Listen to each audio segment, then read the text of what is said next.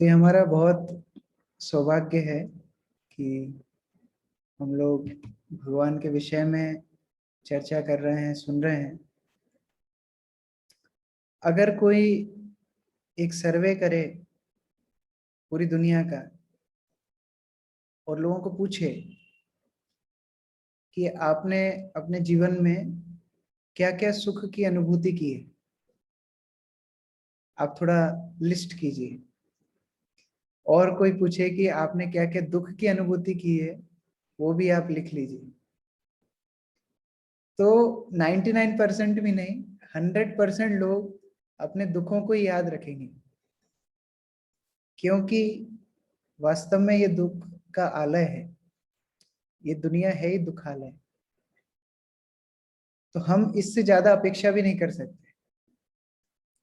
इसलिए भागवतम में बोला है कि अगर सबसे बड़ी भाग्य की बात अगर किसी के जीवन में है, the most fortunate thing one can receive is to hear Srimad Bhagavatam.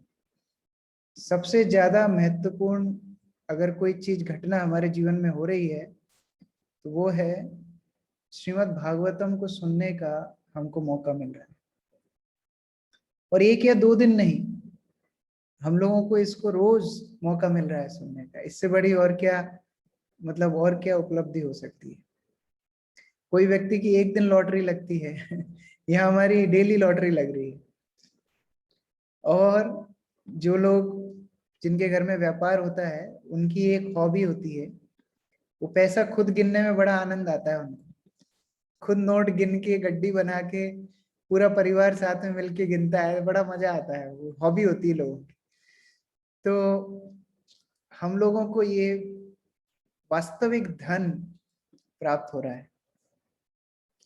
भक्ति योग, भक्ति योग, भक्ति यही धन, भक्ति यही कृष्ण नाम स्मरण क्रंदन। वास्तविक धन क्या है? वास्तविक धन है भक्ति।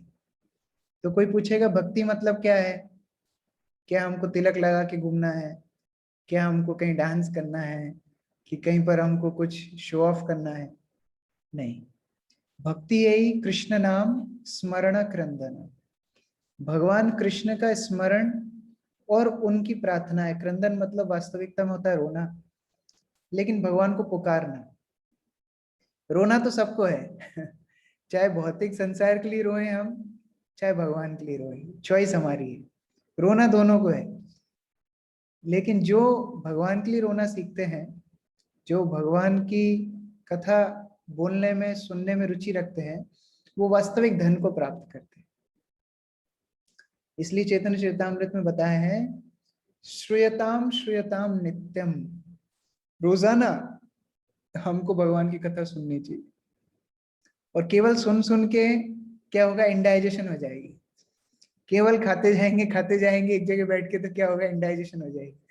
तो बोला है गियताम गियताम मुदा, जो हमने सुना है उनको दूसरों के साथ हमको शेयर करना है, दूसरों को हमको बताना है कि देखिए कृष्ण कितने महान हैं।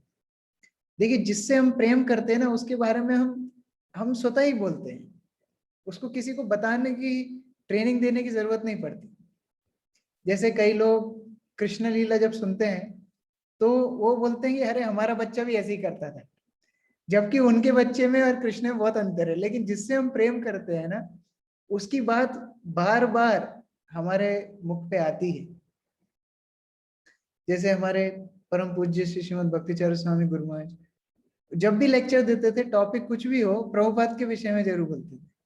जिससे हम ज्यादा प्रेम करते हैं उसके बारे में स्वतः बोलते हैं, वो अपने आप ही आता है। तो गियताम गियताम मुदा, जो हम सुन रहे हैं, इतने विशिष्ट व्यक्ति के बारे में हम सुन रहे हैं। हमने एक बार प्रश्न किया था गुरु महाराज से, गुरु महाराज इतने ज्यादा हमारे अंदर काम वासना है, इतने ज्यादा हमारे अंदर मटेरियल डिजायर्स हैं, इससे हम बाहर कैसे निकलेंगे? क्या प्रोसेस है? प्रैक्टिकली हम क्या कर सकते हैं कि हम इन जो वासनाएं हैं, भौतिक वासनाओं से हम बाहर कैसे निकले? तो गुरु महाराज ने बोला कि just fall in love with Krishna. आप केवल कृष्ण से प्रेम करना सीख जाओ। तो फिर भी हमारे चेहरे पे क्वेश्चन मार्क ही था। तो कृष्ण से प्रेम कैसे करना है, क्या तरीका है, क्वेश्चन कैसे कृष्ण से प्रेम करना तो स्वाभाविक नहीं है, आसान नहीं है। तो गुरु महाराज ने बोला कि जब आप when you know somebody, when you know how beautiful Krishna is, when you know how powerful Krishna is, when you know how kind Krishna is, when you know how compassionate Krishna is, how loving Krishna is, then you automatically fall in love with him.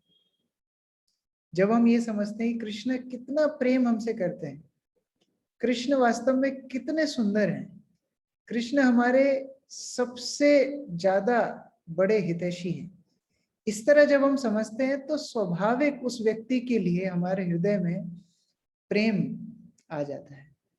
तो ये सुनना, श्रूयताम श्रूयताम नित्यम गीयताम गीयताम मुदा चिंतयताम चिंतयताम भक्तास, जब हम सुनते हैं और भगवान के बारे में बोलते हैं तो सदा उस व्यक्ति के बारे में थॉट्स आते हैं, उस व्यक्ति के बारे में चेतना आती है, हम ज्यादा से ज्यादा उनके बारे में सोचते हैं। चैतन्य चरितामृत, इस तरह भगवान का जो चरित्र है, भगवान की जो लीला है वो अमृत के समान है। इस भौतिक जगत को हम क्या बोलते हैं, विषय सागर, विष का सागर, और वो विष के सागर के ठीक विपरीत क्या है, भगवान। भगवान कौन है, अमृत। भगवान की लीला क्या है, चैतन्य चरितामृत, अमृत के समान है। तो इसलिए जब हमको ये सुनने का, बोलने का मौका मिलता है, वास्तव में भगवान की सबसे बड़ी कृपा है। कोई हमको अगर सबसे बड़ी भेंट हमारे जीवन में दे सकता है तो वो है भगवान की कथा सुनने का मौका। वास्तव में इससे बड़ी कोई भेंट नहीं है। जब भक्त लोग किसी की शादी में जाते हैं या किसी के बर्थडे में जाते हैं तो ये पेटेंट गिफ्ट है, प्रभुपाद की पुस्तक लेके जाते हैं, तो लोग बोर हो जाते हैं, अरे क्या एक बार एक ही एक चीज लेके आते हैं लोग। बट उससे बड़ी भेंट क्या हो सकती है, किसी व्यक्ति के लिए इससे बड़ा कोई उपलब्धि नहीं हो सकती कि वो भगवान की कथा का अमृत अपने जीवन में प्राप्त करे। हम बूढ़े बूढ़े व्यक्तियों से भी पूछें, इसमें बहुत सुंदर भागवत में बताया है, ऐसे ऐसे लोग जिनने हजारों लोगों का जन्म देखा हो, हजारों लोगों की शादियां देखी हो, हजारों लोगों का मृत्यु देखी हो, ऐसे लोगों को भी यदि आप पूछेंगे कि आपने अपने जीवन में क्या प्राप्त किया, वो कुछ नहीं बता पाएंगे। लेकिन हम लोग वास्तव में ये कृष्ण भक्ति, ये भगवान की कथा को अपने जीवन में प्राप्त कर रहे हैं, वास्तव में इससे बड़ी कोई उपलब्धि नहीं है। आज से 500 साल पहले भगवान श्री चैतन्य महाप्रभु स्वयं इस पृथ्वी पर उन्होंने अवतार लिया, और स्वयं कृष्ण होने के बाद भी उन्होंने इस तरह आचरण किया कि हम लोग कैसे भक्ति कर सकते हैं। भगवान अलग अलग युगों में आकर के अपनी लीला तो दिखा जाते हैं, लेकिन उस लीला में कैसे भक्त लोग या जो बद्ध जीवात्माएं हैं कैसे उस लीला में भाग ले सकती हैं, कैसे वो लोग भगवान की भक्ति में संलग्न हो सकते हैं, ये सिखाने के लिए भगवान श्री चैतन्य महाप्रभु के रूप में 500 साल पहले। और देखिए कितना सुंदर उदाहरण अपने जीवन से बता रहे हैं। अगर हम आज प्राथमिकता दें अपने जीवन में, हमारे जीवन में प्राथमिकता क्या होनी चाहिए, तो हम देखेंगे कि विशेष जो लोग थे, जो महान लोग थे, उन्होंने क्या किया अपने जीवन में, हम वही देखते हैं। आज हमें वैक्सीन लगानी है कि नहीं लगानी, हम देखते हैं अच्छा मोदी ने वैक्सीन लगाई, बड़े बड़े लोगों ने वैक्सीन, चलो हम भी वैक्सीन लगाएंगे। ये भगवान गीता में बोलते हैं यदि यदि आचरति श्रेष्ठ। जो महान लोग करते हैं वो सभी लोग पालन करने में रुचि रखते हैं। तो उसी तरीके से भगवान श्री चैतन्य महाप्रभु जो स्वयं भक्ति सिखाने के लिए आए, उन्होंने अपने जीवन में क्या किया, सुबह उठ करके हरिनाम, वास्तव में तो पूरी रात ही वो हरिनाम करते थे, सुबह अपनी नित्य क्रिया करके जगन्नाथ के दर्शन करने जाते थे, और जब तक दर्शन करते थे जब तक पट बंद ना हो। ऐसा नहीं है 2 मिनट, हम लोग मंदिर में 3 मिनट गोविंदम आदि पुरुषम होता है, उसमें हम 5 ऑल्टर का दर्शन कर लेते हैं 3 मिनट के अंदर। तो ऐसे दर्शन नहीं करते थे चैतन्य महाप्रभु। चैतन्य महाप्रभु घंटों श्री जगन्नाथ का दर्शन करते थे, और वो दर्शन करने के बाद सीधा जाते थे समुद्र हरिदास ठाकुर के पास, हरिदास ठाकुर से मिलते थे, उन्हें प्रसाद देते थे, प्रसाद देने के बाद समुद्र में स्नान करते थे, और स्नान करने के बाद प्रसाद लेने के बाद कहाँ जाते थे? टोटा गोपीनाथ मंदिर में जाते थे। और वो टोटा गोपीनाथ मंदिर में जाकर के चैतन्य महाप्रभु वास्तव में एक ही काम करते थे, श्रीमद् भागवत को सुनते थे रोजाना। गदाधर पंडित जो पंच तत्व में से एक हैं, चैतन्य महाप्रभु को रोज श्रीमद् भागवत से कथा सुनाते थे। और इतने इतने कब तक सुनते थे? 1 घंटा क्लास, 45 मिनट, 8:45 से 10:45? नहीं, चैतन्य महाप्रभु दिन में शुरू करते थे, जब तक कि अंधेरा ना हो जाए, पढ़ने के लिए पर्याप्त प्रकाश जब तक ना हो, तब तक चैतन्य महाप्रभु सुनते रहते थे। इतना सुंदर उदाहरण हमारे लिए प्रस्तुत किया है। कितनी रुचि हमारी भगवान की कथा सुनने में होना चाहिए। भगवान स्वयं भागवत सुन रहे हैं, घंटों घंटों सुन रहे हैं, लेकिन उसमें एक और रोमांचक बात है। कथा तो सुन रहे हैं, लेकिन उस कथा में भी स्पेसिफिकली 2 कथा चैतन्य महाप्रभु हमेशा सुनते थे। श्रीमद् भागवतम में 18,000 श्लोक हैं, 12 स्कंद हैं, और भगवान के बहुत सारे चरित्र, भक्तों के बहुत सारे चरित्र उसमें विस्तृत रूप से दिए गए हैं। लेकिन चैतन्य महाप्रभु के 2 फेवरेट टॉपिक थे। अगर चैतन्य महाप्रभु को डेली पूछो क्या सुनोगे, 2 ही फेवरेट टॉपिक, एक है प्रहलाद चरित्र, एक है ध्रुव चरित्र। ध्रुव महाराज की कथा और प्रहलाद की कथा। देखो, दोनों बच्चे हैं, बच्चों के बारे में सुनना, बच्चों से सुनना बड़ा अच्छा लगता है। ये भागवत में बताया है, भागवत में बताया, बच्चों से सुनना बड़ा अच्छा लगता है, बच्चों के बारे में सुनना बड़ा अच्छा लगता है। चैतन्य महाप्रभु इन दोनों बच्चों के बारे में सुनते थे, ध्रुव महाराज और प्रहलाद महाराज। ध्रुव की कहानी भी भारत में लगभग सभी लोगों को पता है, और प्रहलाद की कहानी भी सब लोगों को पता है। लेकिन ऐसी क्या विशेषता है इनमें? ऐसा इन्होंने क्या किया जो भगवान का आकर्षण, भगवान जो सर्वाकर्षक है, कृष्ण का अर्थ क्या होता है? सर्वाकर्षक, जो सबको आकर्षित करने की क्षमता रखें, वो है कृष्ण। और ऐसे 2 बच्चे जिन्होंने भगवान को आकर्षित कर लिया, चैतन्य महाप्रभु जो भक्ति सिखाने के लिए आए, उनको पूरा आकर्षित कर लिया। मतलब वो 2 बच्चों के अंदर क्या गुण होगा, वो आज हम चर्चा करने के लिए प्रयास करेंगे। क्या ऐसा कारण था जो प्रहलाद इतना ज्यादा भगवान के निकट चला? क्या था उसमें, क्या गुण थे ऐसे, क्या संबंध भगवान के साथ उनका बना, किस तरह की प्रीति उन दोनों के बीच में हुई, जो भगवान एक भक्त के लिए अवतार लेते हैं? आप सोचिए, नरसिंह अवतार कितने लोगों के लिए हुआ? केवल प्रहलाद के लिए हुआ। मैं अभी एक कक्षा में उदाहरण दे रहा था कि आप मान लीजिए लॉकडाउन में बाहर जाएंगे, तो एक सामान लेने नहीं जाएंगे, आप पूरी लिस्ट बना के जाएंगे। मुझे सब्जी भी लाना है, टूथपेस्ट भी खत्म हो गया, ग्रोसरी भी लाना है, शू पॉलिश खत्म, जो कुछ है एक साथ लिख के जाएंगे कि भाई बार बार जाएंगे, पुलिस के डंडे का डर है, बार बार कौन जाएगा। लेकिन चैतन्य महाप्रभु जो प्रहलाद महाराज का चरित्र पढ़ रहे हैं, आप देखिए, एक प्रहलाद के लिए नृसिंह अवतार होता है। मतलब भगवान के पास इससे ज्यादा महत्वपूर्ण और कोई काम है ही नहीं, इससे ज्यादा कोई महत्वपूर्ण काम नहीं कि वो अपने भक्तों की रक्षा करना चाहते हैं, स्वयं करना चाहते हैं, दूसरे के द्वारा भी नहीं, स्वयं करना चाहते हैं। एक बार अकबर बीरबल की स्टोरी है। बीरबल को अकबर थोड़ा चिढ़ रहे थे, बोले बीरबल तुम्हारे भगवानों के पास क्या कोई स्टाफ नहीं है क्या? बार बार खुद अवतार क्यों लेते हैं? देखो हमारे अल्लाह यहाँ नहीं आते, पैगंबरों को भेजते हैं, तुम्हारे भगवान के पास कोई स्टाफ नहीं है क्या? बार बार क्यों आना पड़ता है?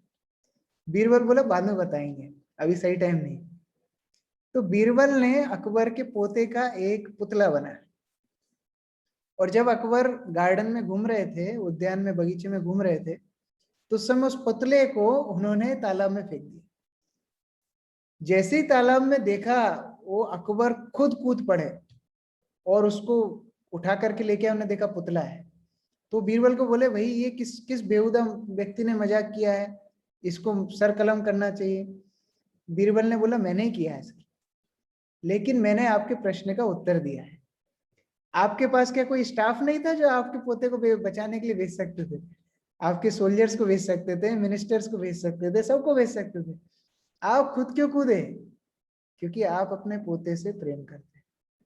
हमारे भगवान इतना प्रेम अपने भक्तों से करते हैं, इतना प्रेम अपने भक्तों से करते हैं कि वो रुक नहीं पाते हैं।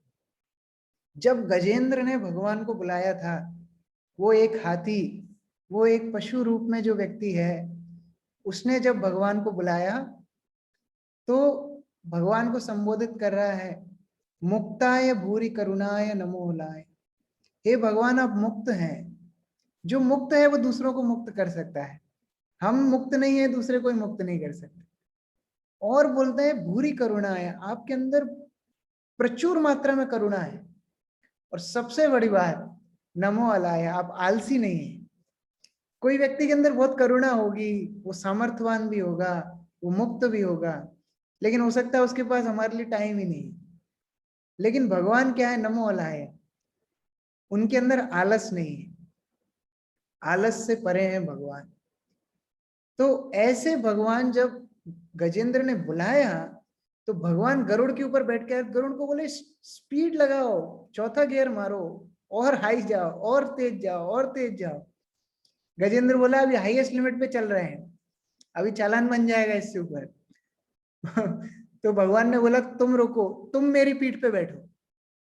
तो भगवान ने गरुड़ को अपनी पीठ पे बिठा करके गजेंद्र की रक्षा करने के लिए। इतनी आतुरता, इतना प्रेम भगवान अपने भक्तों से करते हैं। ये प्रहलाद इतना विशेष कैसे बना? हम लोग बोल सकते हैं कि भगवान क्या किसी किसी के लिए ही आते हैं? क्या पक्षपात करते हैं? क्या प्रहलाद से प्रेम करते हैं, हमसे प्रेम नहीं करते? दानवों को तो हमेशा मरवा देते हैं भगवान, उनकी तो कभी नहीं चलती। देवताओं की हमेशा रक्षा करते हैं। वास्तव में भगवान पक्षपात नहीं करते। जिस तरह एक गवर्नमेंट, एक सरकार अपने सभी प्रजा से प्रेम करती है, लेकिन जो विद्वेषी हैं, जो कानून को तोड़ते हैं, उनको सुधारने के लिए सरकार उन्हें जेल में रखती है। अगर उनको जेल में नहीं रखेगी तो वास्तव में सरकार पक्षपात करेगी। जिस तरह मान लीजिए एक लड़का अपने एग्जाम में 80 नंबर का पेपर लिख के आता है, दूसरा 20 नंबर का लिख के आता है, टीचर को क्या सेम नंबर देना चाहिए? दोनों सेम नंबर दे के पक्षपात होगा। जिसने जितना लिखा है उतना नंबर देने से टीचर पक्षपात नहीं कर रहे। उसी तरह भगवान वास्तव में किसी के साथ पक्षपात नहीं करते, क्योंकि वो सबसे प्रेम करते हैं। वो सभी योनियों के पिता हैं, वो सबसे इतना ज्यादा प्रेम करते हैं जितना हम सोच भी नहीं सकते। वास्तव में जिन राक्षसों को, जिन दानवों को भगवान मारते हैं, देवताओं से पहले उनको सायुज्य मुक्ति मिल जाती, तो वो तो पहले चले जाते हैं। देवता तो यहीं रह जाते हैं, जब प्रलय आएगी उसके बाद देवता जाएंगे, मनवंतर खत्म होगा तब जाएंगे, लेकिन दानव तो पहले पहुंच जाते हैं। तो वास्तव में भगवान किसी के साथ पक्षपात नहीं करते। जैसे मान लीजिए कोई इलेक्ट्रिकल इंजीनियर है, उसको हमने बोला आप एक कूलर डिजाइन करो, तो वो कूलर बना के आपको दे देगा। आपने उसको बोला हीटर बना के दो, तो वो हीटर बना के दे देगा। आपने जैसे उसको अप्रोच किया है वैसे वो आपको संसाधन देगा। उसी तरीके से भगवान को जो तमोगुण के रूप में देखते हैं वो होते हैं राक्षस। तमोगुण का लक्षण क्या होता है? Annihilation, destruction. सृष्टि का संहार होता है तमोगुण से, तो उनका संहार हो जाता है। जो सतोगुण में रहते हैं, वो सतोगुण का लक्षण क्या है? दीर्घायु, तो उनको दीर्घायु मिलती है। अब मान लीजिए आपने इलेक्ट्रिकल इंजीनियर को बोला कि तुम ऐसा कूलर बनाओ जो कि गर्मी दे, तो फिर ये मूर्खता हमारी हो जाएगी। तो हम क्या करते हैं? हम करेंगे तमोगुण के काम, फिर हम बोलेंगे भगवान हमको देवताओं जैसे ट्रीट करें, तो वो हो जाता है पक्षपात हमारी साइड से। वास्तव में हम भगवान के साथ पक्षपात करते हैं। देखिए पूरी दुनिया में फॉल्ट ही फॉल्ट है। कले दोष निधि राजन, दोष अगर देखने जाएंगे ये पूरे संसार में दोष ही दोष है। हम उनमें दोष नहीं देखते, हम किस में दोष देखते हैं? भगवान में दोष देखते हैं। तो पक्षपात हम किसके साथ करते हैं? हम भगवान के साथ पक्षपात करते हैं। जैसे पूरी दुनिया कॉस्मेटिक लगा लगा के अपने आप को सुंदर बनाना चाहती है, लेकिन भगवान के आप ऊपर थोड़ा सा अभिषेक करेंगे, थोड़ा दही डालेंगे, बोलेंगे अरे आप इतना दूध दही क्यों वेस्ट कर रहे हो, गरीब को दो। अरे आपके घर के फ्रिज का थोड़ा दही गरीब को दो, उसके बाद हम भगवान का दही गरीब को देंगे। लेकिन हम भगवान के साथ पक्षपात करते हैं, लेकिन भगवान फिर भी निस्वार्थ भावना से हमको प्रेम करते हैं। और उसका उदाहरण है शिशुपाल।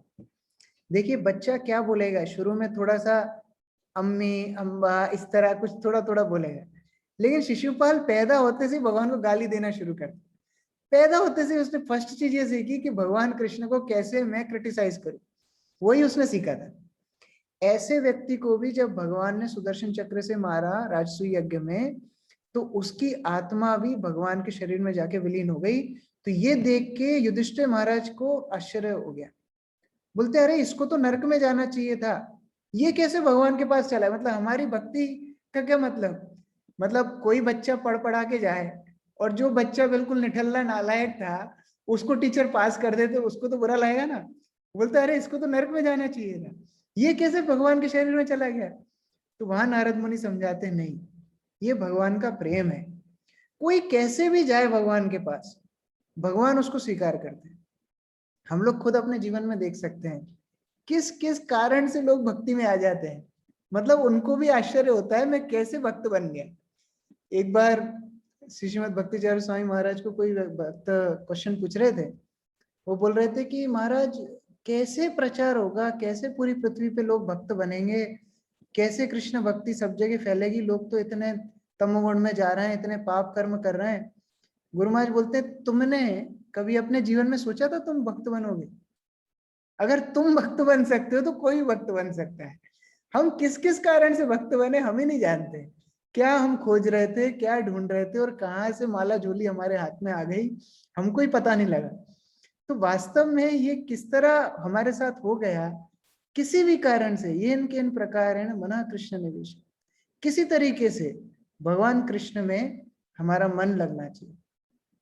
कामा द्वेषात भयात स्नेहात यथा भक्तेश्वरे मना। कोई काम वासना के कारण भगवान के पास जाता है, वो भी शुद्ध हो जाता है। कोई द्वेष के कारण जाता है, जैसे कंस शिशुपाल द्वेष करते थे भगवान से, लेकिन पूरे टाइम भगवान के बारे में सोचते रहते थे। कोई भय के कारण जाता है, कोई स्नेह के कारण जाता है, कोई भक्ति के कारण जाता है। अलग अलग जरिए से, जिस भी कारण से कोई भगवान के प्रति किसी भी तरीके से अगर याद करता है, भगवान उसकी जिम्मेदारी लेते हैं। भगवान जब शिशुपाल गाली दे रहा था ना, भगवान की जब तिरस्कार कर रहा था, तो हम लोग जनरली क्या सुनते हैं, क्या बोलते हैं कि भगवान गिन रहे थे 1 2 3 4, 100 बार अपराध कर देगा तो मैं गला काट दूंगा। आचार्य बोलते हैं ये गलत है। भगवान गिन रहे थे कि 1 बार इसने मेरा नाम लिया, 2 बार मेरा नाम लिया, 3 बार मेरा नाम लिया। अरे वो बोल रहा है कृष्ण ग्वाला है, तो कृष्ण तो नाम लिया। तो भगवान ये गिन रहे थे कि कितनी बार ये मेरा नाम ले रहा है। और भगवान उस नाम के प्रभाव से, उस नामाभास के प्रभाव से भगवान ने उसको सायुज्य मुक्ति दे दी। तो ये भगवान का कैलकुलेशन होता है, उनका कैलकुलेशन एकदम अलग ही चलता है। हम सब जानते हैं जब जुहू मंदिर का केस चल रहा था, तो एक बहुत बुरा आर्टिकल पेपर में आया था जिसमें हमारे इस्कॉन के बारे में बहुत सारा तिरस्कृत वर्णन था। तो प्रभुपाद के पास लेकर के भक्त गए, भक्त बड़े गुस्से में थे, बोले प्रभुपाद ऐसा ऐसा इन्होंने किया, ऐसे अखबार में हमारे बारे में लिख दिया। प्रभुपाद बोलते हैं पूरे आर्टिकल में गिनो कितनी बार हरे कृष्ण लिखा है। जितनी बार हरे कृष्ण लिखा है, वास्तव में इन्होंने तो हमारा प्रचार कर दिया। लोग पूरा आर्टिकल पढ़ेंगे उतनी बार हरे कृष्ण बोलेंगे। तो उस तरीके से भक्तों की भगवान की भावना होती है। किसी भी तरीके से वो कारण ढूंढते हैं कैसे हम इनको भगवान की सेवा में लगा सकते। तो भगवान वास्तव में उस करुणा के सागर के जैसे काम करते हैं। और नारद मुनि इसी इसी गुण को आगे बढ़ाते हुए कहानी बताते हैं प्रहलाद की। बोलते प्रहलाद प्रहलाद के बारे में गुणगान तो ऋषि मुनि करते हैं, देवता करते हैं, साक्षात ब्रह्मा और शिव भी करते हैं। हम बृहद भागवतामृत में देखते हैं भगवान शिव के पास नारद मुनि जाते हैं और नारद मुनि जाकर के बोलते हैं अरे वैष्णवानाम यथा शंभु, आप वास्तव में वैष्णव में प्रमुख हैं। नारद मुनि से भगवान शिव बोलते हैं ज्यादा तेज मत बोलो, धीरे बोलो, गलत बोल रहे हो, क्योंकि मैंने बहुत सारी गलतियां की हैं। मैंने भगवान से युद्ध भी किया है। जब उषा और अनिरुद्ध की शादी हो रही, मैंने युद्ध किया है। परिजात पुष्प लेने भगवान आए थे, तब मैंने उनसे युद्ध किया। और तो और मैं तमोगुण को अधीन, तमोगुण के रक्षा करता हूँ और तमोगुण से भगवान की सृष्टि का विनाश करता हूँ। तो मैं तो बुरा काम करता हूँ। और इससे भी ज्यादा भगवान ने मुझे क्या जिम्मेदारी दी है, मायावाद फैलाने की, शंकराचार्य के रूप में जाकर के मायावाद फैलाने की। तो मैं वास्तव में असली भक्त नहीं हूँ। असली भक्त हैं वैकुंठवासी। वो भगवान की सेवा नित्य रूप से करते हैं। और वैकुंठ वासियों में भी अभी आपको इतना दूर जाने की जरूरत नहीं है। भगवान द्वारका में है। सारे द्वारकावासी भगवान से सबसे ज्यादा प्रेम करते हैं। वो भगवान के सबसे अच्छे भक्त हैं। तो लक्ष्मी जी, जो सॉरी पार्वती जी साथ में बैठी थी, बोलती है क्या केवल पुरुषों पुरुषों की बड़ाई होगी क्या, कोई माता जी नहीं है क्या भक्त? एक्चुअली द्वारका में सबसे अच्छी भक्त हैं रुक्मिणी। आप रुक्मिणी का नाम क्यों नहीं ले रहे हो? शिव जी बोलते हैं सॉरी सॉरी, हाँ रुक्मिणी सबसे बढ़िया भक्त हैं द्वारका। तो नारद मुनि बोलते हैं चलो रुक्मिणी के पास जाता हूँ। शिव जी बोलते हैं रुको। एक्चुअली रुक्मिणी जो स्वयं महालक्ष्मी है, वो भी एक जगह फेल हो गई। कहां पर फेल हुई थी? जब भगवान नृसिंह देव ने हिरण्यकशिपु का वध कर दिया था, तो सारे देवता डर रहे थे उनके पास जाने में। हिरण्यकशिपु को मार दिया, फिर भी गुस्सा शांत नहीं हो रहा है। जितने राक्षस थे उनको भी मार दिया, फिर भी गुस्सा शांत नहीं हो रहा है। ब्रह्मा जी वगैरह सब पास में जाने से डर रहे थे। उनने बोला अरे आपके ही हैं, महालक्ष्मी को बोला आपके ही पति हैं, जाओ। बोले नहीं नहीं, हमारे पति जो थे वो तो बढ़िया शांति से लेटते थे क्षीर सागर में, हम पैर दबाते थे, वो तो कुछ बोलते नहीं थे। अभी ये थोड़ी हमारे पति हैं, इतने गुस्से वाले पति कब से हो गए, हम तो पहली बार देख रहे हैं। तो उनने भी पीछे हट गए, उनने बोला हमारे बस की बात नहीं है। तो फिर कौन गए? प्रहलाद गया। प्रहलाद को प्रेम दिया भगवान ने, प्रहलाद के देख के भगवान का गुस्सा शांत हो गया। तो प्रहलाद महालक्ष्मी से ही बड़ा भक्त है। तो ये बात जब भगवान शिव खुद प्रहलाद का गुणगान कर रहे हैं, वो भक्त कितना श्रेष्ठ होगा। तो उसके बारे में युधिष्ठिर महाराज ने बोला कि मुझे उसकी पूरी कथा सुना, मुझे उसके बारे में सुनना है। तो फिर नारद मुनि ने बताया कैसे हिरण्याक्ष का जब वध भगवान वराहदेव ने कर दिया, तो हिरण्यकशिपु को बड़ा क्रोध आया, प्रतिशोध की भावना आई, उसने युद्ध करने की ठान ली। और बड़ी अच्छी अच्छी फिलॉसफी बता रहा था वो, सब अपने घर वालों को इकट्ठा करके वो लेक्चर दे रहा था गीता पे। बोल रहा था अरे बॉडी सोल समझो, बॉडी की मरने पे लेमेंट नहीं करना चाहिए, दुख नहीं मनाना चाहिए। हिरण्यकश्यपु उवाच है, उनका लेक्चर चल रहा है। आज के भागवतम स्पीकर कौन है? हिरण्यकशिपु। तो हिरण्यकशिपु समझा रहे हैं और एक कहानी बताते हैं उनको। कह रहे आज से बहुत साल पहले उशीनगर नाम का राज्य था, वहां पर एक राजा था सुयज्ञ, वो मर गया था। वो मरा हुआ युद्ध भूमि में पड़ा हुआ था, उसके दांतों को उसने दबाया हुआ था होठों से, और बुरी तरह उसकी मृत्यु हुई थी। वो देख करके उसकी सारी पत्नियां रोने लगी, और उसके शरीर का अंतिम क्रिया करने के लिए भी उनकी हिम्मत नहीं थी, इतना वो ज्यादा रो रही थी। तो यमराज सोचते हैं अरे ये अंतिम संस्कार नहीं करेंगे तो आत्मा शरीर को छोड़ेगी नहीं, तो हम दूसरी जगह इनको ट्रांसफर कैसे करेंगे, तो हमारा काम डिले हो रहा है। तो यमराज ने बोला चलो मैं ही जाता हूँ कॉन्फ्लिक्ट रेजोल्यूशन करने। तो यमराज खुद आए। यमराज आकर के उनको बोलते हैं भाई तुम इतने बड़े बड़े लोग हो, तुमने इतने लोगों को मरते हुए देखा। बच्चे के रूप में यमराज गए थे। बोले फिर तुमसे अच्छे तो हम हैं। हम देखो हमारे माँ बाप नहीं है, हम छोटे बच्चे हैं, जंगल में घूमते तो भी भगवान हमारी रक्षा करते हैं। और जिस भगवान ने हमारी गर्भ में रक्षा की, वो अभी रक्षा नहीं करेंगे क्या? लेकिन क्योंकि भगवान की इच्छा से ये आत्मा दूसरे शरीर में जाने के लिए भी तैयार है, उसको आप क्यों रोक रहे हो? पहली बात, अगर आप ये स्वीकार करते हो कि हम शरीर नहीं हम आत्मा है, तो आपके रोने का कोई अर्थ नहीं है, क्योंकि आत्मा तो मरती नहीं है। और अगर आप ये मानते हो कि नहीं हम शरीर ही हैं हम आत्मा नहीं है, तो शरीर तो आपके सामने पड़ा है, तो भी रोने की जरूरत नहीं है। तो ये सब बातें जब सबने सुनी, तो हिरण्यकशिपु जो लेक्चर दे रहे थे, उससे सब लोग बड़े संतोष में आए। उनकी माता दिति, हिरण्याक्ष की पत्नी, सब लोग बड़े शांत हो गए। लेकिन देखो कितना आश्चर्य की बात है, जो व्यक्ति बोलता है अगर वो भगवान की सेवा में रत ना हो, तो वो अपने ही बोले चीजों पे पालन नहीं कर पाता। शास्त्र में बताया है कि धर्म उपदेश समय सर्वभ्युपि पंडिता। जब धर्म का उपदेश करने की बारी आती है ना, सब लेक्चर देने लगते हैं। बट तस्य अनुष्ठान समय पंडितों भी न पंडिता, जब उसके अनुष्ठान उसको फॉलो करने की बारी आती है तब पंडित नहीं होते। प्रभुपाद एक उदाहरण देते थे, एक व्यक्ति ने लेक्चर दिया बैगन के ऊपर कि बैगन खाने से बड़े रोग होते हैं, बहुत समस्याएं होती हैं, बैगन तो वास्तव में जहर के समान है, बैगन हमें नहीं खाना चाहिए। प्रवचन दे करके आए और घर में देखा कि उनकी पत्नी ने बैगन बनाए थे। और अब पत्नी ने सोचा कि भाई लेक्चर दे के आए हैं तो उनको बैगन की सब्जी नहीं परोसी, तो ये बड़ा गुस्सा हो गया, अरे हमको बैगन की सब्जी क्यों नहीं दी आपने? बोले अभी तो आप लाउड स्पीकर के बोल के आए हो कि बैगन नहीं खाना चाहिए।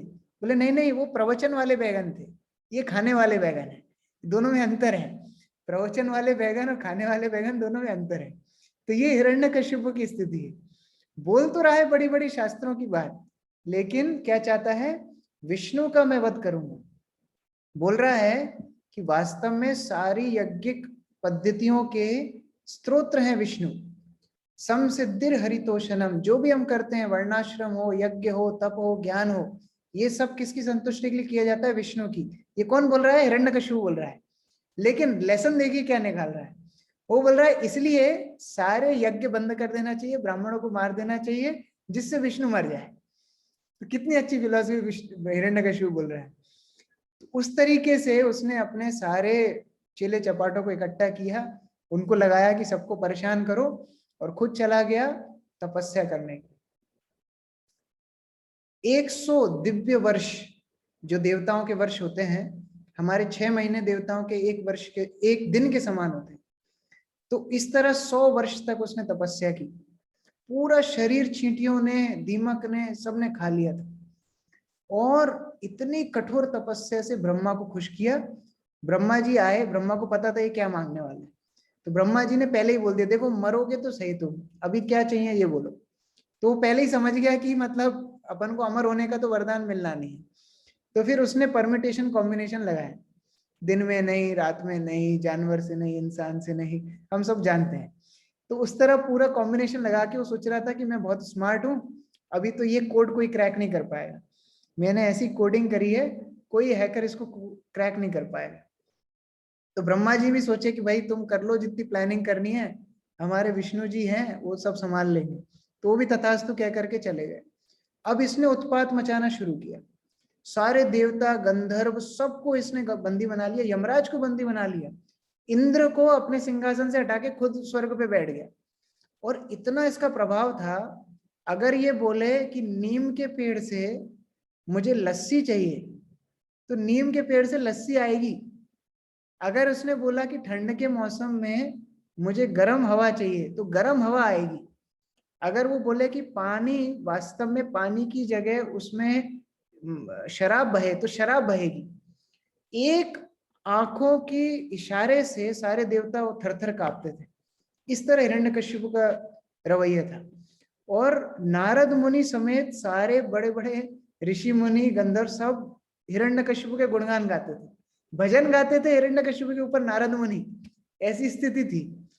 लेकिन भागवत में बोला है फिर भी ना तृप्याद अजितेंद्रिया, क्योंकि हिरण्यकश्यप वास्तव में खुद की इंद्रियों पे जिसका संयम नहीं है वो खुश नहीं हो पाया, तृप्ति नहीं थी जीवन में।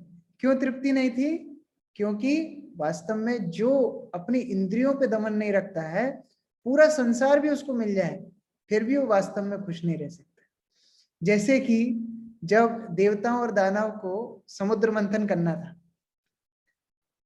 तो देवताओं ने सोचा कि अरे दानवों की अपन हेल्प ले रहे हैं, दानवों को अपन पूंछ वाला हिस्सा दे देते हैं और अपन सिर वाला हिस्सा ले लेते हैं सांप का। तो दानव भड़क गए, अरे तुम हमारे साथ रेशियलिटी करते हो, तुम्हारी पार्शियलिटी करते हो, तो हमको पीछे दिखाते हो, हम पकड़ेंगे सांप के अग्रभाग, हम पकड़ेंगे, पूंछ तुम पकड़ो। देवताओं ने कही बढ़िया बात है। दानवों ने पकड़ लिया सांप का आगे का पोर्शन, पूंछ वाला पोर्शन देवताओं ने पकड़ लिया। अब जब मंथन शुरू हुआ तो वासुकी सांप फुसफुस करके उसने जहर की हवाएं छोड़ना शुरू की। अब उससे सारे दानव काले पड़ने लगे और उनकी हालत खराब होने लगी जहर पीने के लिए। तो क्या होता है, कई बार अच्छी व्यवस्था मिलने से भी दानव या दैत्य या राक्षस खुश नहीं होते, क्योंकि इंद्रियों पे उनका दमन नहीं है। क्योंकि वास्तव में उनका मन पे नियंत्रण नहीं। तो आप अच्छी बात भी बोलोगे तो उनकी बुरी लगेगी। अब सारे देवता परेशान हो गए, ये हिरण्यकशिपु से पीछे कैसे छूटेगा, यमराज को जिसने बंदी बना रखा है, कौन उसको पीछे छुड़ाएगा। ये सब भगवान के पास जाते हैं, प्रार्थना करते हैं कि भगवान कृपया करके हमारी मदद कीजिए। भगवान बोलते हैं अरे बच्चा खेल रहा है, खेलने दो, क्यों परेशान कर रहे हो उसको। बोले बच्चा है, हिरण्यकशिपु ने पूरा संसार बेटा रखा है, आप बोल रहे हैं करने दो। भगवान बोलते हैं मुझे कोई फर्क नहीं पड़ता, हिरण्यकशिपु सब कुछ ध्वंस कर दे, पूरी दुनिया मिटा दे, मेरे कोई फर्क नहीं पड़ता। अगर इसने मेरे प्रहलाद को हर्ट किया, अगर इसने मेरे प्रहलाद को नुकसान पहुंचाया, तो मैं इसको फाड़ दूंगा, तो मैं इसको खत्म कर दूंगा। ये भगवान भागवत में बोलते हैं, अगर प्रहलाद को इसने नुकसान पहुंचाया तो मैं आऊंगा और इसका संहार करूंगा। देवता बोलते हैं अरे ऐसा क्या है प्रहलाद में जो प्रहलाद के लिए आओगे, हमारे लिए नहीं आओगे।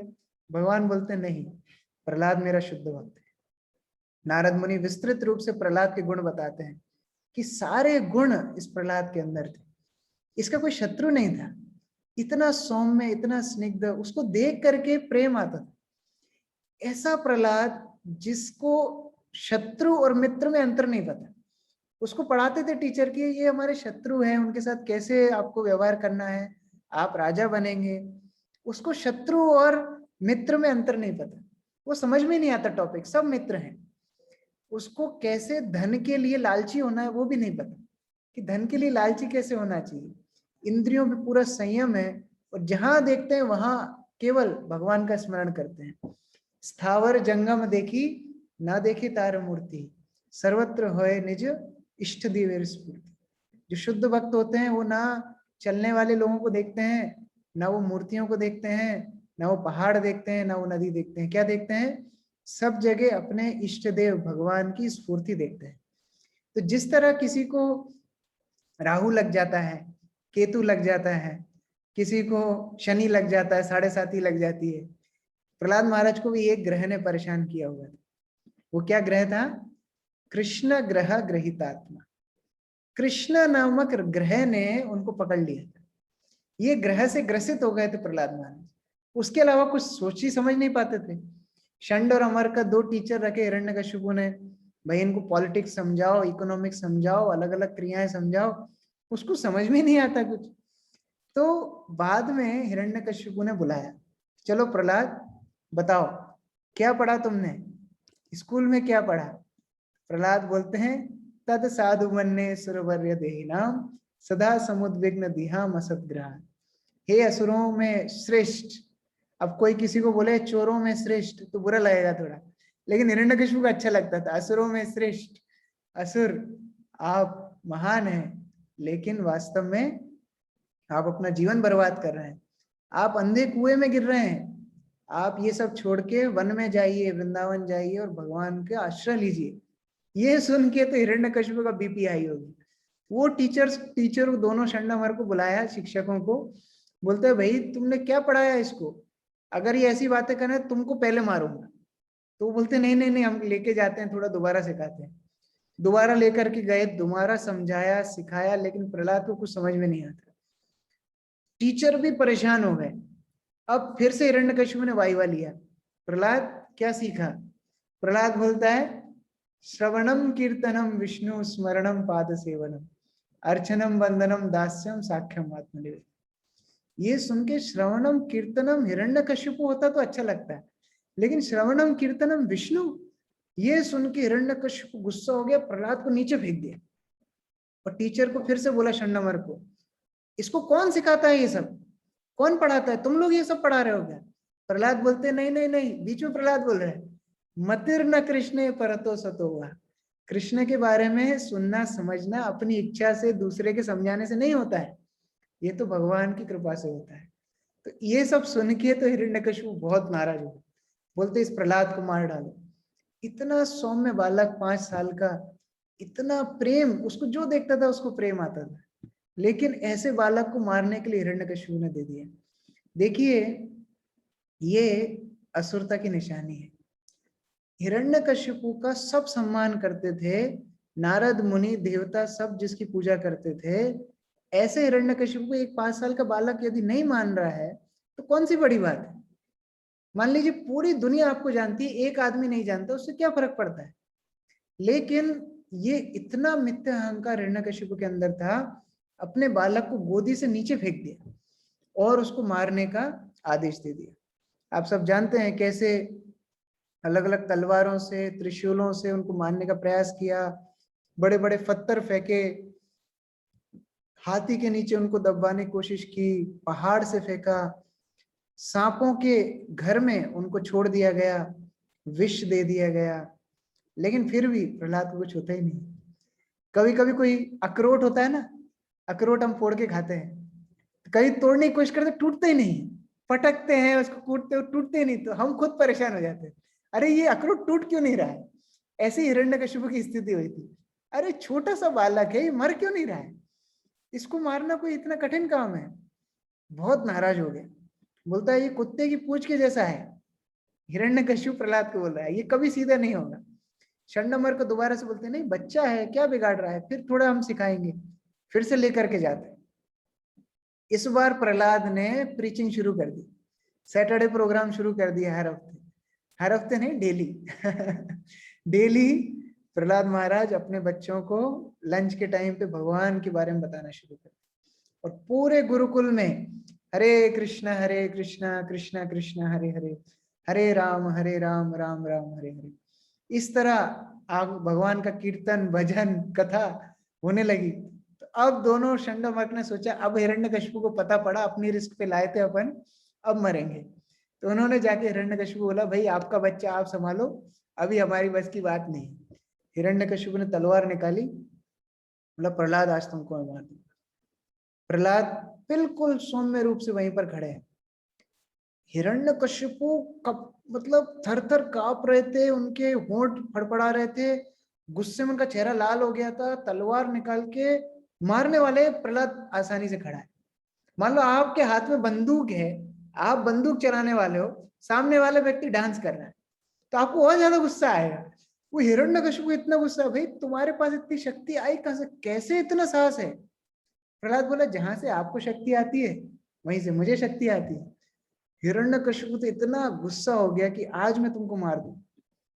बोलते हैं कि आप क्या मारेंगे, भगवान जो सबकी रक्षा करते हैं उनकी इच्छा होगी तो कोई बचा नहीं सकता, उनको मारना होगा तो, उनको अगर रखना होगा तो कोई मार नहीं सकता। हिरण्यकशिपु बोला कहाँ है तुम्हारा हरि, अरे मेरे डर से वो लोगों के हृदय में जाके छुप गया है। आप देखिए फिलॉसफी का मिसयूज देखिए, मेरे डर से वो लोगों के हृदय में जाके छुप गया है, तुम्हारा हरि है कहाँ। तो प्रहलाद बोलते हैं वो तो सब जगह है। हिरण्यकशिपु बोलता है क्या इस खंबे में है, प्रहलाद बोलता है हाँ। क्या इस खंबे में है, हाँ। अब हिरण्यकशिपु क्या रेडी थे, जैसे ड्रामे में पहले से जो ड्रामा होता है ना नरसिंह लीला का, तो एक खंबे में छुपा के रखते हैं नरसिंह देव को, जब वो तोड़ता है हिरण्यकशिपु तब प्रहलाद महाराज की रक्षा करने के नरसिंह देव बाहर आते। तो वास्तविकता में भी नरसिंह देव रेडी थे। और जब हिरण्यकशिपु अलग अलग पिलर दिखा रहा था और सब जगह प्रहलाद महाराज हाँ भर रहे थे, तो नरसिंह देव अपनी जगह चेंज कर रहे थे, यहाँ से निकलना है कि यहाँ से निकलना है, यहाँ से निकलना है कि यहाँ से निकलना है, एकदम तैयार थे। और जैसे ही वो हिरण्यकशिपु ने अपनी तलवार से वो स्तंभ पे प्रहार किया, गर्जना करते हुए नरसिंह देव अवतरित हुए। इतना प्रकाश नरसिंह देव से आ रहा था कि हिरण्यकशिपु अंधा हो गया।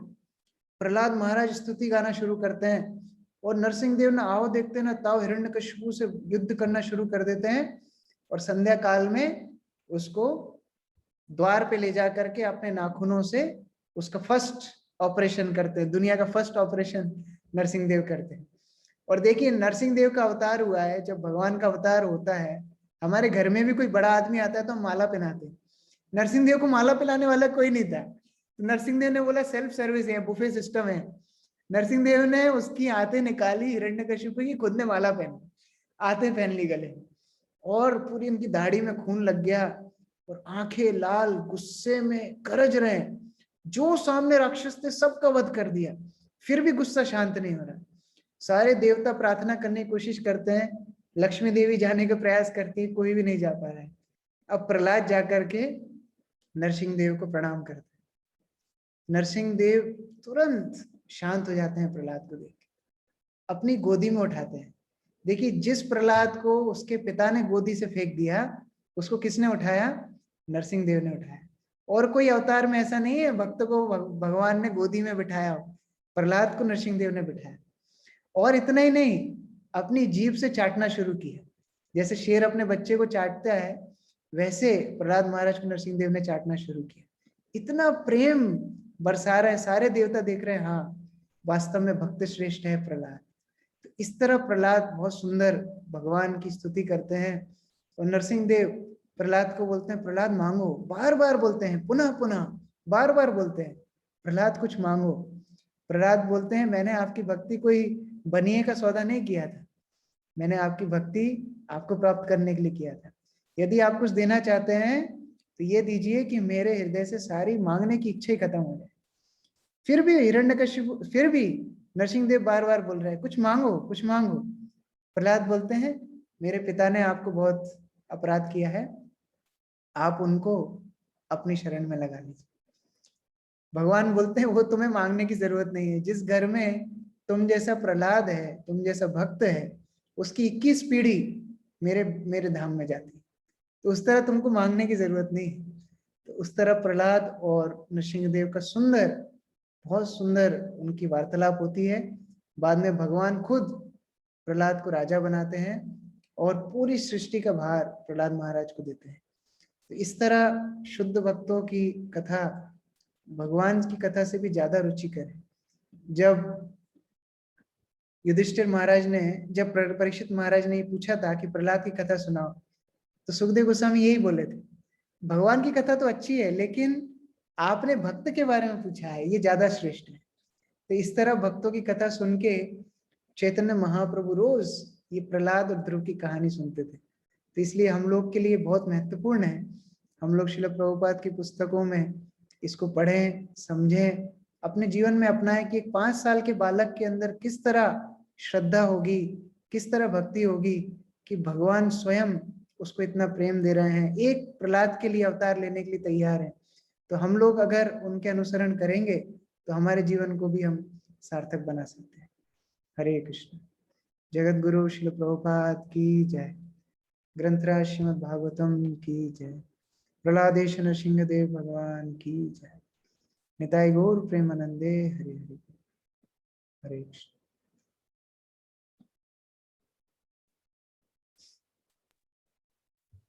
हरे कृष्णा।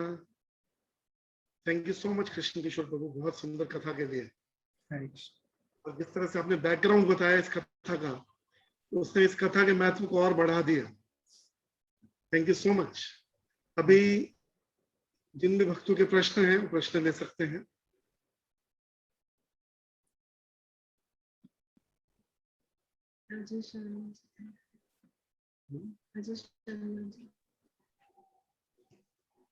यस अजय जी, अजय शर्मा जी। हरे कृष्णा प्रभु जी। हरे कृष्णा जी। प्रभु जी, जब आपने शुरू किया, आपने अपनी आंखें बंद करके वो मंगलाचरण ऐसा सब करते हैं, तो मैं ये जानना चाहता था, आंखें क्यों बंद की जाती है? आंखों बंद करने का क्या कारण है? एक्चुअली हमारा आंखें खोल के इतना डिस्ट्रैक्शन होता है, आंखें बंद करके ध्यान करना इजी होता है। तो इसलिए आंखें बंद करके भगवान का ध्यान कर सकते हैं। आंखें खोल के मंगलाचरण करेंगे तो आप इतने सुंदर हैं, आपको ही देखते रहेंगे, तो इसलिए आंखें बंद करके मंगलाचरण करना पड़ता है। तो प्रभु जी, जब हम भगवान के सामने होते हैं, भगवान की मूर्ति के सामने होते हैं, किसी मंदिर में रहते हैं, उस समय क्या हमें अपनी आंखें बंद करके मंगलाचरण करना चाहिए? भगवान का दर्शन करके करना चाहिए। जी प्रभु, यही मैं जानना चाहता था। दूसरा प्रभु जी, आपने बताया कि चैतन्य महाप्रभु स्वयं कृष्ण के अवतार हैं। वो स्वयं कृष्ण के अवतार होने के बाद भी वो जगन्नाथ जी के दर्शन को रोज जाते थे। तो क्योंकि ये जैसे मैंने बताया, ये अवतार हमको सिखाने के लिए हुआ भक्ति कैसे करना है। जैसे एक टीचर अक्षर लिखती है, बच्चे को लिखाती है, आ लिखो, ई लिखो, आई लिखो, इस तरह लिख के बताती है। इसका मतलब ये नहीं टीचर सीख रही है, वो बच्चे को सिखा रही है। उसी तरह चैतन्य महाप्रभु खुद भागवत सुन रहे हैं, कीर्तन करते हैं, खुद जगन्नाथ का दर्शन करते हैं, भगवान के वियोग में रोते हैं, उस तरह सिखा रहे हैं कि एक भक्त को भक्ति कैसे करना चाहिए। इसलिए वो खुद अपने उदाहरण से हमारे लिए एक आसान रास्ता दे रहे हैं कि कैसे आप ऐसा ऐसा कीजिए। जैसे कृष्ण तो गीता में बोल के चले गए, सर्वधर्मानि परित्यज्य मामेकं शरणं व्रज। अभी फॉलो कैसे करना है, एग्जाम्पल क्या है, उदाहरण क्या है? तो उदाहरण है चैतन्य महाप्रभु। उन्होंने जैसे किया वैसे हम लोग आगे फॉलो करते हैं। ठीक है, हरे कृष्ण। हरे कृष्ण।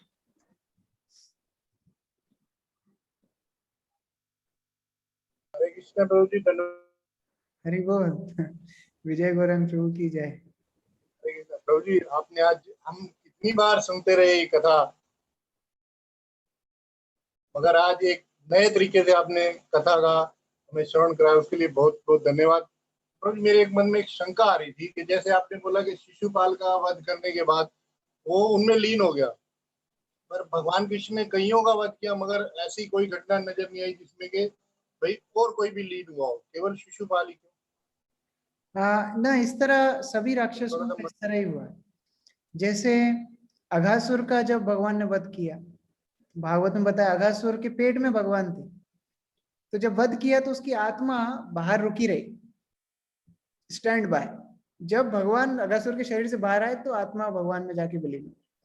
तो उस तरह भगवान के शरीर के द्वारा वो सायुज्य मुक्ति प्राप्त करते हैं। सभी राक्षसों के साथ ऐसे ही होता है। बाकी कभी सुना नहीं था ना कभी, प्रभु तो आज सुना, जैसे जैसे कंस के बारे में कभी नहीं सुना कि उनकी ऐसे मृत्यु हुई, या रावण या कोई भी। कोई कोई उदाहरण दिया है, जैसे मान लीजिए वृत्रासुर के बारे में बोला है कि वो भगवत धाम गए, लेकिन हो सकता है कि किसी भक्त के बारे में डायरेक्ट नहीं लिखा हो कि वो भगवत धाम गए, लेकिन सभी तो भगवत धाम गए। एक उदाहरण से सबको समझाने की कोशिश करा है। तो इस तरह दो चार असुर के बारे में बताया है, लेकिन सभी असुरों का उस तरह सदगति होती है। हरे कृष्ण। हरे कृष्णा विवेक जी, अभी आप प्रश्न कर सकते हैं, अनम्यूट कर लीजिए। हरे कृष्ण प्रभु जी। हरे कृष्ण। प्रभु जी थैंक यू वेरी मच। मैं तो बहुत कोशिश करता हूँ कि जहाँ पर भी नरसिंह भगवान की कथा होती है मैं जरूर सुनता हूँ, जहाँ जहाँ पर मुझे मौका मिले। तो मेरे एक्चुअली दो क्वेश्चन हैं प्रभु जी। जी बताइए। हेलो। जी बताइए। हाँ प्रभु जी, ये सुना जाता है अक्सर कि भक्ति बिना कृपा के नहीं मिलती है, कोई बहुत विशेष कृपा होती है तो ही भगवान की भक्ति मिलती है।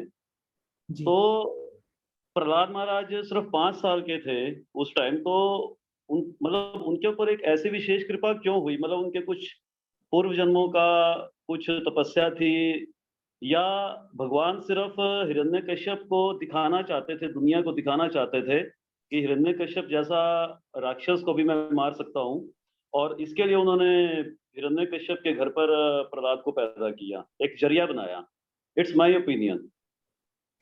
हाँ, एक्चुअली शास्त्रों में बताया है, जब प्रहलाद महाराज अपने स्कूल में प्रचार कर रहे थे अपने सारे बालकों को भगवान के बारे में, तो सब बालक उनसे बड़े क्वेश्चन पूछते थे कि ऐसा कैसे वैसा कैसे, तो प्रहलाद सबके आंसर दे देते थे। तो सबने उनको पूछा, भाई अपनी कोचिंग एक, अपने टीचर एक, अपनी आयु एक, तुमने ये सब कहाँ सीखा? तो प्रहलाद बोलते हैं, मैंने स्पेशल क्रैश कोर्स किया। कहाँ पर? माता के गर्भ में। जब मैं माता के गर्भ में था तब नारद मुनि कयाधु को डेली क्लास सुनाते थे, और माता के गर्भ में बैठ के मैं वो कथा सुनता था। तो ये नारद मुनि की कृपा से प्रहलाद को भक्ति मिली। और आपने जो पिछले जन्म का बोला, पिछले जन्म का भी एक दृष्टांत है। पिछले जन्म में प्रहलाद महाराज एक राजकुमार थे, और एक उनकी सहेली थी। वो सहेली के साथ प्रहलाद महाराज जंगल में गए, और वो दोनों को बारिश होने लगी तो एक खंडर में शरण लेनी पड़ी। दोनों के बीच में झगड़ा हो गया। तो जब झगड़ा हो गया तो दोनों ने कुछ खाया नहीं। अब गुस्से में क्या करते, वहीं पर रुकना था खंडर में, तो उस खंडर की सफाई की। उस खंडर में सफाई करके रात में रुके, सुबह वहां से चले गए। वो खंडर था नृसिंह देव का मंदिर, और उस दिन थी नरसिंह चतुर्दशी। तो क्योंकि उस दिन कुछ खाया नहीं तो उपवास हो गया, और उस खंडर की उन्होंने सफाई की तो नरसिंह देव की सेवा हो गई, तो अगले जन्म में नरसिंह देव के प्रति भक्ति मिली। ओके। हरे कृष्ण। हरे कृष्ण प्रभु जी। हरे कृष्ण। निम्मी जी, अब आप अपना प्रश्न पूछ सकते हैं, आपने हैंड रेज किया है।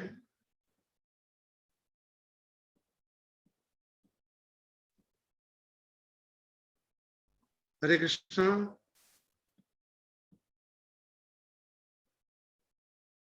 निम्मी जी, आपका हैंड रेज है, आप प्रश्न पूछ सकते हैं, अनम्यूट कर लीजिए।